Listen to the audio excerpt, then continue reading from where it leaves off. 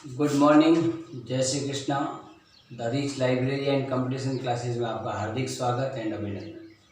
सबसे पहले तो आपके लिए एक सूचना है, क्योंकि गवर्नमेंट ने अनलॉक कर दिया है, लेकिन अभी कोरोना की महामारी मिटी नहीं है। तो ये मैं आपको अध्यापक होने के नाते एक संदेश देना चाहूँगा।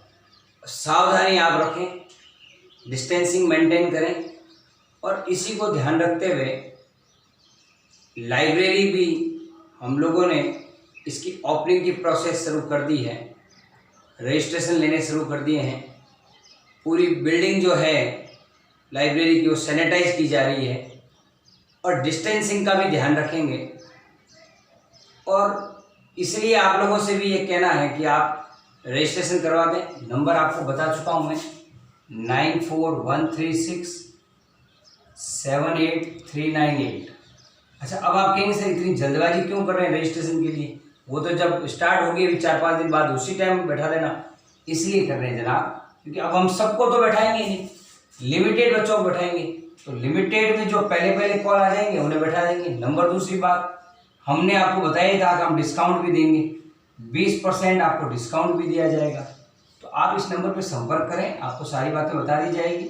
और एसी वाली लाइब्रेरी है, आपको अच्छी फैसिलिटी दी जाएगी। ये भी बात मैं आपको पहले कर चुका हूँ।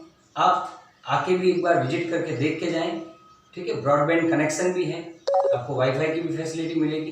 तो जल्द से जल्द आप इस कॉल पे कॉल करके रजिस्ट्रेशन करवा लें, और इस वीडियो को भी ज़्यादा से ज़्यादा शेयर करें। अच्छा, एक चीज़ और इम्पोर्टेंट सूचना बता रहा हूँ।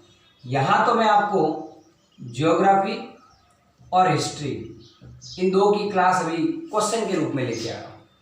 ये तो ऐसे साहब आपकी ये फ्री व्यवस्था है। ऐसे कैसे हम ऑफलाइन के अंदर लाइब्रेरी में भी हम ऑफलाइन फैसिलिटी देंगे। अब कल एक बच्चे का मैसेज आया था इस नंबर पे कि बोले सर आप पूरा सब कुछ फ्री पढ़ाओगे क्या? नहीं साहब, सब फ्री नहीं पढ़ा सकते। हमारे भी बीवी बच्चे हैं, हमें भी ज़िंदगी चलानी पड़ती है, उनके लिए पैसे की आवश्यकता होती है। आप मुझे एक बात बताइए, क्या सारा फ्री पढ़ाऊँगा तो मैं क्या सेवा करने के लिए आया हूँ? ऐसा नहीं होता। हम आपको सिंपल जनरल नॉलेज जो है ये फ्री प्रोवाइड कराएंगे, हम कराएंगे, 50-60% फ्री दे देंगे। लेकिन जब आप पर्टिकुलर कोर्स की बात कर रहे हो, जैसे अब द रिच लाइब्रेरी आपके जो है पटवार या आपके रेट, इनकी क्लासें भी स्टार्ट करा रहा है, समझ रहे हैं आप? इसको नंबर पे कॉल करके आप कर लेना रजिस्ट्रेशन। तो ये सब क्लासें जो है उसके लिए फैकल्टीज है, जैसे आपके पॉलिटिकल है वो कुलदीप जी सर पढ़ाएंगे आपको, इकोनॉमिक्स है वो आपको रेखा मैडम पढ़ाएंगे, समझ रहे हैं मेरी बात को?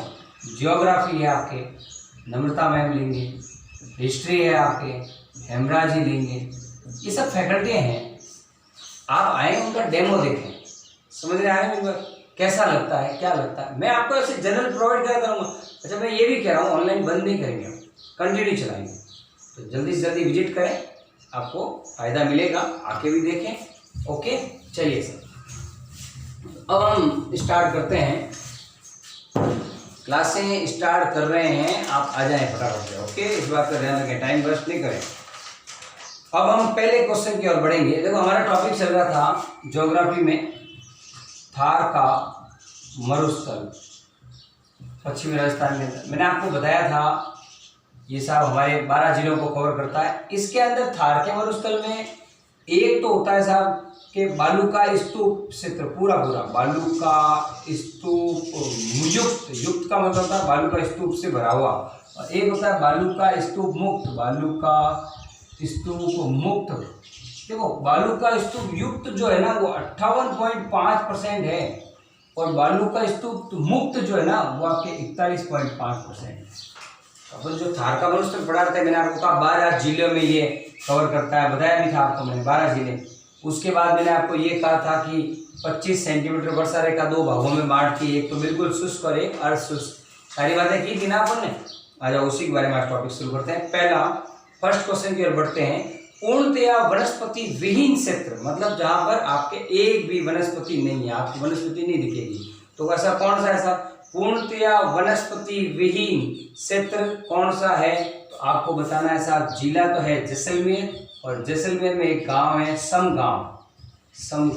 ये आपके समगांव जैसलमेर, आपने कभी पढ़ा हो तो ये इसकी जो लास्ट बाउंड्री है समगांव, ये एंडिंग में है ना, ये समगांव जैसलमेर।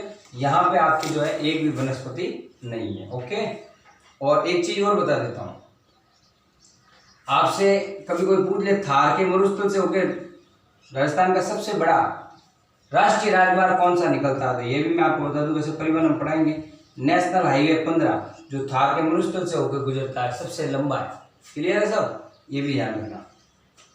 नेक्स्ट आ जाइए, बटाड़ू का कुआं कहाँ है। अब मैं आपको एक चीज बता देता हूँ, बटाड़ू का कुआं तो आपके इसका उत्तर तो है बाड़मेर, बाड़मेर में है बटाड़ू का कुआं। और एक आपने सुना होगा चंदन नलकूप, चांदन नलकूप, चांदन नलकूप, ये जैसलमेर के बहुत इंपॉर्टेंट चांदन नलकूप। उस टाइम पानी पीने के लिए यही व्यवस्था थी सर, जैसलमेर में चांदन का नलकूप और बाड़मेर में बटाड़ू का कुआं। ये चीज आपको याद रखनी है, राइट। और इसे बटाड़ू का कुआं को क्या कहते हैं, राजस्थान का जल महल भी कहते हैं, राजस्थान का जल महल भी कहते हैं। तो यार थार के मरुस्थल में यदि एक घड़ा भी पानी मिलता है तो वो अपने आप में महत्व रखता है। तो पहले यही थे जल के लिए, इसलिए इनको जल महल और चांदन नलकूप जो है वो जीवन रेखा कहलाती है। चलो सर, क्वेश्चन नंबर 3 की ओर बढ़ते हैं। अंतर्राष्ट्रीय सीमा के सहारे जैसलमेर की कौन सी समवर्षा रेखा गुजरती है। मेरा क्वेश्चन वापस से सुनना, मैंने ये नहीं कहा कि मरुस्थल को कौन सी समवर्षा रेखा विभक्त करती है, वो तो मैंने कल बता दिया कि 25 सेंटीमीटर समवर्षा रेखा 2 भागों में बांटती है, शुष्क मरुस्थल और अर्धशुष्क में। आज क्वेश्चन ये नहीं है साहब, क्वेश्चन वापस सुना रहा हूँ। अंतर्राष्ट्रीय सीमा के सहारे जैसलमेर की कौन सी समवर्षा रेखा गुजरती है। अंतर्राष्ट्रीय सीमा आपको याद है, गंगानगर, बीकानेर, जैसलमेर, बाड़मेर, इसके सहारे सहारे गंगानगर, बीकानेर, याद करो, जैसलमेर और बाड़मेर। अरे यही तो साहब पाकिस्तान लगता है, फिर बताइए, ये आपको पता ही होगा। ये आपके ये वाला, बस ये इस टाइप से बात कर रहे हैं। ये इसके सारे कौन सी समवर्षा रेखा लगती है, तो याद रखना 10 सेंटीमीटर वर्षा समवर्षा रेखा, 10 सेंटीमीटर समवर्षा रेखा। ओके, और मिलीबार में आ जाए तो 100, बताया मैंने आपको, 1 सेंटीमीटर 10 मिलीबार, याद रखना। उसके बाद प्रश्न नंबर 4 की ओर आगे बढ़ते हैं। थार के मरुस्थल में कुल जनसंख्या का कितना प्रतिशत रहता है। सबसे पहले तो मैं आपको बता दूं, थार का मरुस्थल टोटल कितना है, 2,13,000 वर्ग किलोमीटर। देखो साहब, कुल थार का मरुस्थल का जो क्षेत्रफल है ना, थार के मरुस्थल का कुल क्षेत्रफल वो तो है आपके 2,13,000 वर्ग किलोमीटर, 2,13,000 वर्ग किलोमीटर। पहली बात तो क्लियर कर लो। उसके बाद में टोटल पूर्णतया रेतीला जो भाग है वो कितना है साहब, ये भी आप याद रखना, 1,75,000 वर्ग किलोमीटर, 1,75,000 वर्ग किलोमीटर आपके पूर्णतया रेतीला है। अब ये कह रहे हैं साहब जनसंख्या कितनी निवास करती है, तो इंपॉर्टेंट बात बता दूं, थार के मरुस्थल में जनसंख्या निवास करती है 40%। और ये सबसे बड़ी बात है, विश्व का सबसे सघन मरुस्थल है। अब सघन क्यों है, पूरे विश्व में इतना मरुस्थल होने के बाद में भी 40% जनसंख्या निवास करती है। ये पूरे विश्व में एक ऐतिहासिक बात है, याद रखना। ये सबसे सघन मरुस्थल है, सघन बसा मरुस्थल, यहाँ बसा हुआ है ना, इतने लोग रहते हैं, तो विश्व का सबसे सघन बसा मरुस्थल जिसमें 40% जनसंख्या निवास करती है। क्लियर हो गया ये भी। प्रश्न नंबर 5 की ओर आगे बढ़ते हैं। थार का मरुस्थल में पूर्व में बहने वाली नदी का नाम बताइए और जिसकी खोज किसने की। खोज की साहब C.L. ओल्धम ने इसकी खोज की थी और इसका पूर्व में नाम था आपके सरस्वती नदी। इसे ध्वजदंती नदी भी कहते थे, ध्वजदंती नदी भी कहते थे। और उसके बाद में वर्तमान में इसका नाम कर दिया घग्गर नदी। और ये नदी कहाँ बहती थी साहब, गंगानगर और हनुमानगढ़ में, याद रखेंगे इस बात को। तो किसने खोज की, C.L. ओल्धम ने की थी। और इसका अच्छा कब की थी ये भी बता दूं, आज से 500 वर्ष पूर्व C.L. ओल्धम ने की थी। ओके, याद रखेंगे। तो मैंने आपको बता दिया। क्वेश्चन नंबर 6 की ओर आगे बढ़ते हैं। पूर्णतः रेतीला शुष्क मरुस्थल या पश्चिम का मरुस्थल को कितने भागों में वर्गीकृत किया। मैंने अभी आपको स्टार्टिंग बता दिया। शुष्क मरुस्थल को वापस कितने भागों में बांटा है, देखो शुष्क और अर्धशुष्क था, मैंने आपको पढ़ाया भी था। उसमें से ये वापस पूछ रहा है शुष्क को कितने भागों में बांटा है। तो शुष्क मरुस्थल को 2 भागों में बांटा है, शुष्क मरुस्थल और एक था अर्धशुष्क।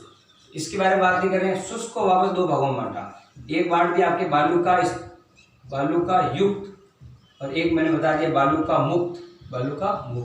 अभी बताया मैंने आपको, बालू का युक्त तो मैंने आपको कहा कितना है 58.5% है, और यु मुक्त कितना है 41.5%। बताया था ना आपको। तो कितने भागों में बांटा साहब? 2 भागों में। अच्छा एक चीज और बता देता हूँ, बालू का युक्त का मतलब है साहब जहाँ रेती रहती है, जहाँ रेती रहती है ना, मिट्टी वगैरह ये सब। और बालू का मुक्त का मतलब है जहाँ पे चट्टान है, रेत के कण है, ये सब होंगे। अच्छा एक चीज और इम्पोर्टेंट बताऊँ, जहाँ केवल रेती रहती है वो बात तो आपको समझ आ गया। जहाँ चट्टान और कण है ऐसे कहाँ पाए जाते हैं? देखो एक तो फड़ौदी में मिलता है, फड़ौदी कहाँ है? जोधपुर, याद रखना जोधपुर, ठीक है। एक आपके पोखरण, पोखरण में क्या है? जैसलमेर, जैसलमेर में क्या पोखरण कहाँ है? जैसलमेर। और एक आपके बाड़मेर का है एरिया, ये जैसलमेर हो गया, पोखरण हो गया, फड़ौदी हो गया। एक बाड़मेर का आपके बालोतरा, बालोतरा, बालोतरा का बाड़मेर। यहाँ आपके है ना रेत के अलावा ये चट्टानी भाग भी मिल जाएंगे आपको, रेत के कण भी, ये सब मिल जाएंगे। तो ये जो ट्रायंगल किस टाइप से बनता है, यहाँ तीनों जगह कहाँ? पोखरण, फड़ौदी और बालोतरा, इनमें इन तीनों से जो ये एरिया बना, इसको क्या कहते हैं साहब? हमादा कहते हैं। क्या कहते हैं?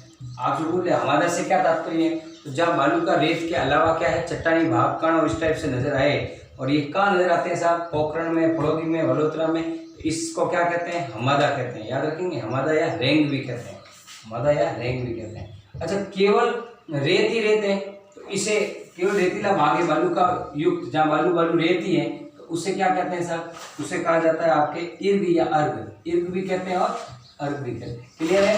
तो जहाँ बालू का युक्त भाग है उसे इर्ग या अर्ग कहते हैं, और जहाँ पे चट्टानी भाग भी नजर आए उसे क्या कहते हैं? बता दिया मैंने आपको, ठीक है। महान मरुस्थल और पूर्णतः रेतीला बता दिया। नेक्स्ट प्रश्न नंबर 7 की ओर आगे बढ़ते हैं। SEEZ का पूरा नाम बताइए। प्रश्न नंबर 7 की ओर बढ़ते हैं हम। SEEZ का पूरा नाम बताइए। Solar energy enterprises, enterprises zone, solar energy enterprises zone, ये साहब गवर्नमेंट ने चलाई, इसकी स्थापना की थी, और इसकी स्थापना की थी अगस्त 2002 में। कब की थी इसकी स्थापना? अगस्त 2002 में। इसका हेड ऑफिस कहाँ रखा? जयपुर में, ठीक है। और इसका काम क्या है? गैर परंपरागत ऊर्जा का उत्पादन करना, गैर परंपरागत ऊर्जा, समझ रहे हैं ना? सौर प्लेटें वगैरह चल रहा है, इसके ऊपर भी गवर्नमेंट बहुत ध्यान दे रही है। तो गैर परंपरागत आपको जो है ऊर्जा का उत्पादन करना, जैसे पवन ऊर्जा और सोलर, सूर्य की रोशनी प्लेटें से वो एब्जॉर्ब करके और उसको, समझ रहे हैं आप? तो 2 प्रकार से, एक तो पवन के द्वारा और एक लाइटों द्वारा, 2। क्लियर है? चले सवाल क्वेश्चन नंबर 8 की ओर आगे बढ़ते हैं। राजस्थान के सीमावर्ती जिलों में पानी एकत्रित करने के लिए संपूर्ण राजस्थान में कौन सा तरीका है? जल को एकत्रित करने के लिए पुराने समय में, प्राचीन काल के अंदर, मरुस्थल के अंदर बावड़ियों का निर्माण करते थे। बावड़ी समझते हैं आप? पूरे राजस्थान में बावड़ी का निर्माण करते थे। चांद, आबानेरी की बावड़ी, चांद की बावड़ी, ये सब आपने सुना होगा, है ना? तो बावड़ियाँ कैसे होती थी आपको पता ही होगा। ऐसे बावड़ियाँ बने हुए होते थे, सीढ़ियाँ सीढ़ियाँ, फिर वापस इधर सीढ़ियाँ सीढ़ियाँ, इधर सीढ़ी, फिर वापस बीच में बावड़ियाँ, फिर वापस सीढ़ी, फिर वापस सीढ़ी, ऐसे करते करते अंदर जाता है बावड़ियाँ, उतरते उतरते वो बावड़ियाँ में। अच्छा एक बात और बता दूँ, ये तो था आपके पूरे राजस्थान में। और मरुस्थलीय भाग में अगर हम 12 जिलों में अगर मुख्य तो बात करें तो टाँका बनाते थे। 12 जिलों में अगर पूछ ले पर्टिकुलर तो टाँके का निर्माण करते थे, समझ लें आप टाँका तो। और उसके बाद में अगर पेज सीमावर्ती जिलों में पूछ ले, अगर कोई मान लो गंगानगर, बीकानेर, जैसलमेर, बाड़मेर, तो उधर वहाँ कुई और बेरी का निर्माण करते थे। बेरा समझते हो ना? बेरा। तो गंगानगर, बीकानेर, जैसलमेर, बाड़मेर पर्टिकुलर कहते हैं यहाँ जल एकत्रित करने के लिए क्या करते थे? तो कुई या बेरी का निर्माण, बड़ी से कुआं खोद देते थे, तो वर्षा का पानी वहाँ इकट्ठा होता था, समझ गए आप? चलो उसके बाद जल संरक्षण हेतु अभियान, जल सोलर अभियान कब प्रारंभ किया? कहाँ से किया? गर्दनखेड़ी गांव से किया, जनवरी 2016 में। जनवरी 2016 गर्दनखेड़ी गांव, झालावाड़, गर्दनखेड़ी गांव वसुंधरा राजे ने किया था, झालावाड़ से, झालावाड़ से। और वसुंधरा राजे ने किया कौन सा गांव? गर्दनखेड़ी गांव, जनवरी 2016 में। चलें साहब आगे। थार के मरुस्थल में वर्षा कम होती है, क्या कारण है? अरब सागर और बंगाल की खाड़ी की तुलना अगर हम बात करें तो अरब सागर से कम क्यों होती है? ये रीज़न भी मैं आपको बता दूँ। ये रीज़न पूछ रहा है क्यों ऐसा होता है, तो देखिए मैं रीज़न भी आपको बता देता हूँ। वैसे तो अरावली पर्वतमाला पढ़ेंगे जब आपको समझ में आएगा। ये मान लीजिए ये आपके राजस्थान का नक्शा है, सपोज कीजिए, ठीक है। अब इसमें आप राजस्थानी नक्शे में देखिए, यहाँ अरावली पर्वतमाला है, ये अरावली पर्वतमाला है, ठीक है। आपके इधर तो है अरब सागर, अरब सागर, और इधर है आपके बंगाल की खाड़ी, बंगाल की खाड़ी।